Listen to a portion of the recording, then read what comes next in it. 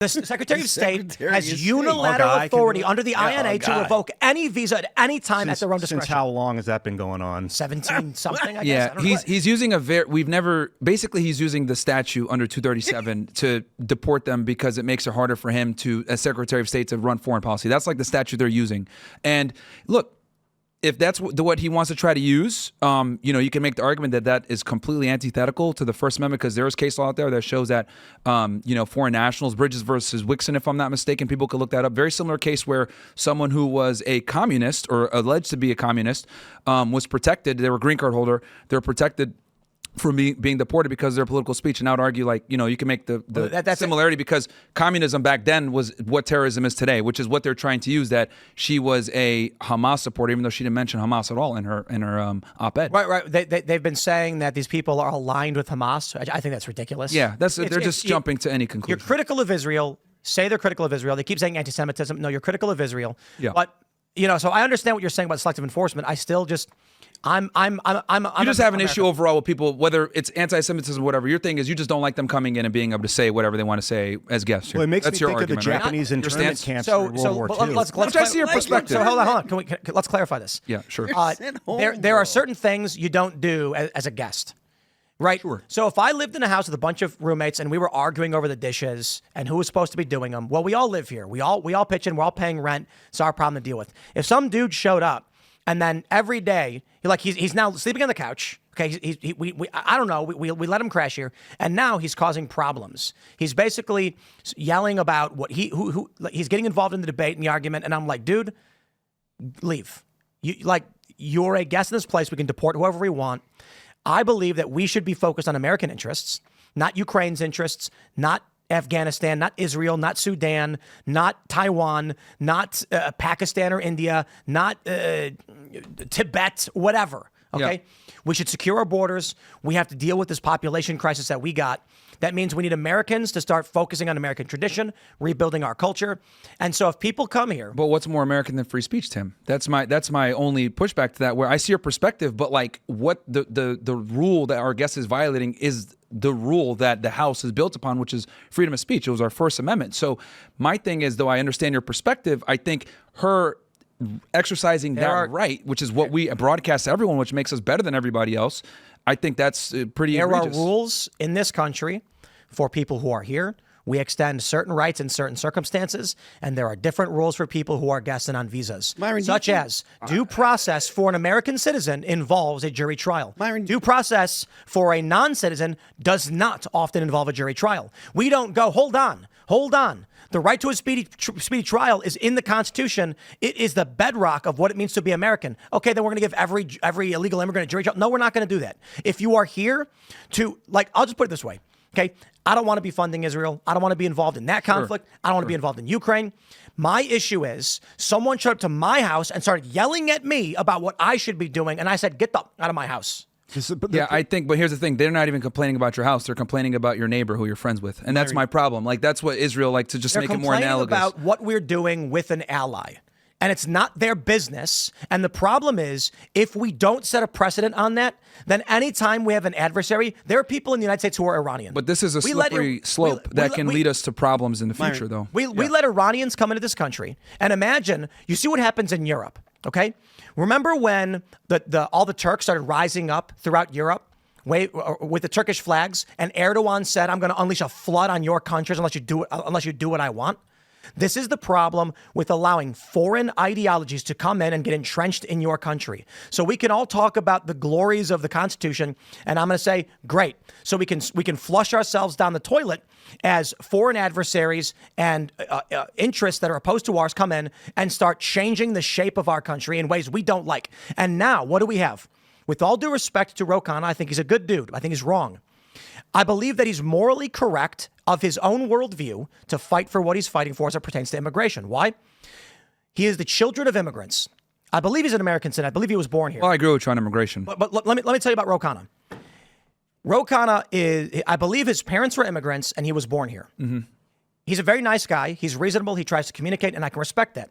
But because of where he comes from, his moral worldview is antithetical to the American moral tradition. I'm not saying he's a bad person. I'm not saying that he's, doing anything criminal. I'm saying his moral worldview is correct based upon where he comes from. He says, my parents were immigrants. My parents fought hard to come to this country. I understand what they want and why they want it. I'm going to fight for those values. Well, I was born in America with multiple generations going back hundreds of years, save my grandmother who came from Korea. I have all of these family members coming hundreds of years who fought in a revolutionary war, who fought in a civil war, and whose moral traditions have landed with me.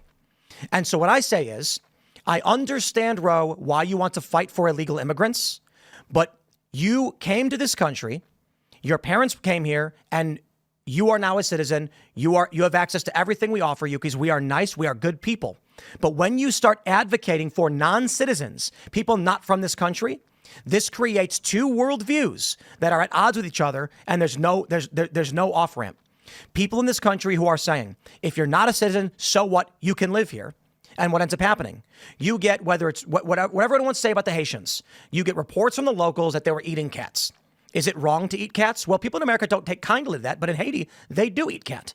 You see, there's a cultural clash. In Dearborn, Michigan, you get reports of female genital mutilation. Well, a lot of people don't take kindly to that. You get in the Somali community in Minnesota, similar stories.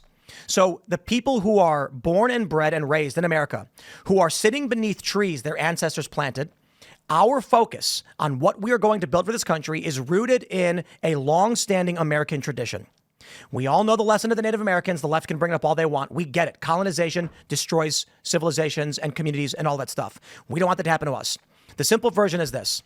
If we prioritize the speech rights of non-citizens and people who are guests in this country, if we prioritize the rights of illegal immigrants, this country will evaporate. I don't think you need to prioritize their rights. You just got to protect them. No, but hold on. I agree with you on that, Tim. But my thing is, she's legally here. She's making speech not even against America, rather Israel, and she's being deported for that. Like, I get it, but She's threatening our trade routes in the Middle East with. Sorry, you're going to say something. But look, we don't protect all rights for foreign people that are here. You can't buy a gun if you're not an American citizen. So the idea that we protect all rights, and the Supreme Court as a green card holder, Supreme Court has said that the Second Amendment is not a second class. I'm just going to say this. I'm sorry to interrupt you, but like it's a super chat from this dude, Blackest Panther, saying, "Why are you, Tim? You're logically inconsistent. Why are you more likely to be deported for burning an Israeli flag than an American flag?" Yo, I don't care about your retarded obsession with Israel. Yeah, it's not that. Shut up, you Israel obsessed morons. It's about the trade routes. I don't care. Stop. I don't care if it's Ukraine. I don't care if it's Israel. I don't care if it's Afghanistan. I don't care where you're from. I don't care if you're from Japan. If you're from Japan, you come to this country and they start protesting and declaring that Americans should change our behavior for you. Get out. I got to be honest. When I hear people defending non-citizens coming in and trying to dictate American governmental policy, they have no right to do this. And then they say, well, but it's because Israel. Okay, I get it. You're obsessed. Your brain is rotted from your skull because the only thing you think about is Israel. I care about all the countries that are trying to negatively impact the United States. We've got to deal with Venezuela sending people from their prisons. Now, I know it's semantic. They're not literally taking people out of prisons, putting them on a bus and saying, go to America. They're releasing them and saying, get out of the country, go there instead. We don't want you.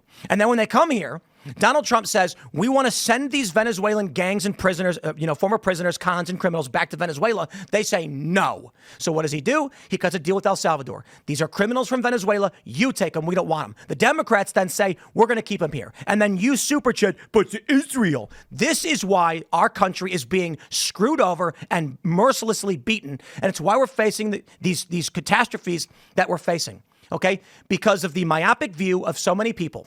I do these debates and conversations, and they're focused on one super stupid. Let me put it this way.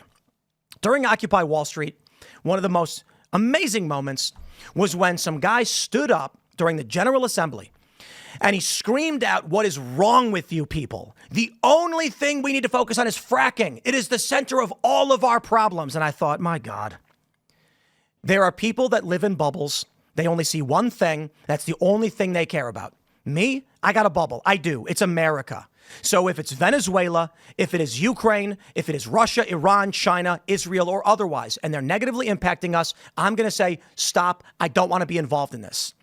People need to focus on on the issue, and that is, we have a system of governance. We have a body politic. The American people, for hundreds of years, have built And they've planted trees whose shade they know they will not sit beneath. Blood and treasure sacrificed to make the greatest nation this world has ever seen. Over the past 30 years, our border has been porous, our manufacturing base eroded and stripped away, and now Donald Trump is doing what he thinks he can, and I say thinks because we don't know how it's going to play out, whether it be tariffs, securing the border, to try and bring back some semblance of a cohesive nation. I will just say it that way. I don't care if they're anti-Israel. I don't care if they're anti-EU, whatever it is. I don't care if they're pro-gun or anti-gun. People from foreign countries that come here as guests that want to get up in our business and dictate what we should do, I think, and depending on the severity, for sure, get out. And I'm not going to cut a special pass for all the Canadians, each and every one of them, who keep coming to the United States and then running political shows telling us what to do. With all due respect, I'll cut them some slack, okay? They're our neighbor to the north. They're directly on our border, and we have a shared culture. I understand why they're fleeing Canada, but I will say this as much as many other people have said it. You've got British people like John Oliver, and you've got a lot of Canadians, even conservatives, coming from Canada to the United States and then telling us what to do with our government. And I think there's a problem with it. So if they decide we're going to kick you out, I'm going to be like, yeah. Well, again, I think it's very important because the only country that has this influence, and I know you say, hey, well, why Israel? Why Israel? The problem is that Israel has undue influence on our country. There's no other country where we are literally legislating criticism of them, like to deport people for criticizing it. Agreed. Like someone can burn an American flag on a college campus and be totally fine. But if they burn an Israeli flag, anti-Semitism, they get deported. So I think that's why people are singling out Israel, because we dictate a lot of our laws based on them. And that's the problem here. Now, I agree. That said, I agree.